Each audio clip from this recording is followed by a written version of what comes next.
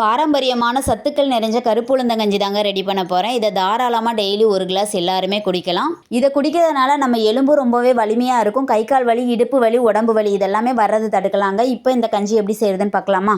கடாயில் 1 கப் அளவுக்கு கருப்புளுந்து சேர்த்துருக்கேன். இதை சேர்த்துட்டு நல்லா வறுக்கலாம். வறுக்கும் போதே நல்லா வாசமாக வரும். இப்போ அதை ஒரு தட்டுக்கு மாற்றிடலாம். அது கூடவே 1/4 கப் அளவுக்கு பச்சரிசி சேர்த்து அதையுமே வறுத்து ஒரு தட்டுக்கு மாற்றிட்டு ரெண்டும் நல்லா ஆறட்டும். ஆறுனதுக்கப்புறமா மிக்ஸி ஜாரில் நல்லா பவுடர் பண்ணி எடுத்துக்கிறலாங்க இந்த மாதிரி. இப்போ இந்த மாவை ஜல்லடையில் நல்லா சலிச்சிட்டு ஸ்டோர் பண்ணி எடுத்து வச்சுக்கிறலாங்க ஒரு பாட்டிலில். நமக்கு எப்போ தேவையோ அப்போ நம்ம யூஸ் பண்ணிக்கலாம். இதில் கஞ்சி மட்டும் இல்லாமல் களி கூட கிண்டிக்கிறலாங்க. இப்போ கஞ்சி காய்ச்சதுக்காக 4 கிளாஸ் தண்ணிக்கு 4 ஸ்பூன் பவுடர் சேர்த்துக்கிறேன். நல்லா கையால் மிக்ஸ் பண்ணி எடுத்துக்கலாம், கட்டிகள் விழாத அளவுக்கு.